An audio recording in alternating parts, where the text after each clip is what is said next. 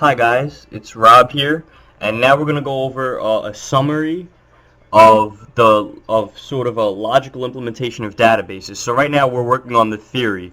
So it's going to be requirement analysis, conceptual. Let's just change the color here so you guys can see.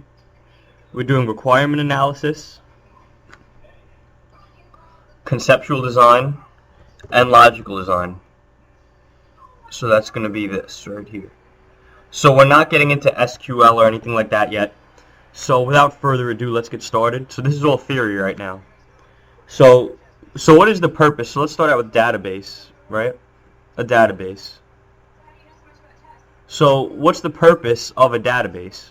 Well, the purpose of a database is to help people track things of interest to them, right? So purpose.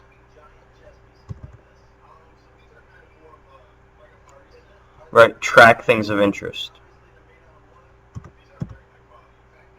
Track things of interest, right?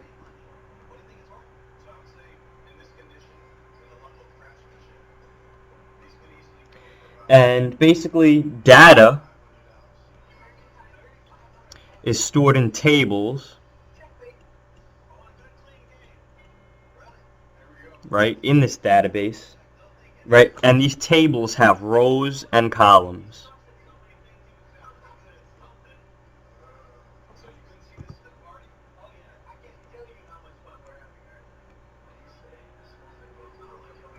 Okay, so data in the database is stored in tables, and these tables have rows and columns. Right, now in a flat file database,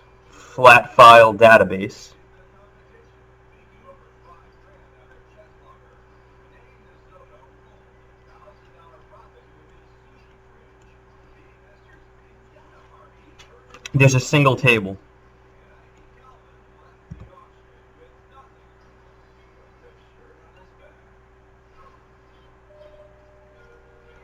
Whereas in a relational database,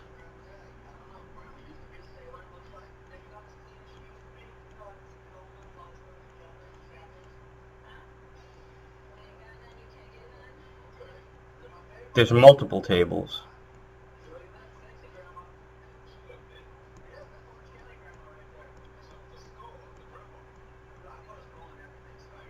Right. So now let's scroll down. Okay. Now, an entity, okay, versus an instance versus an attribute. So these are some keywords. So I'll just change the color here to keep it interesting. We have an entity. This is one concept. Versus, right, an instance.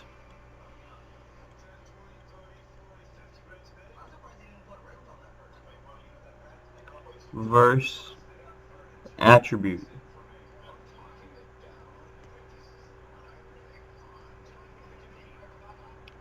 Okay.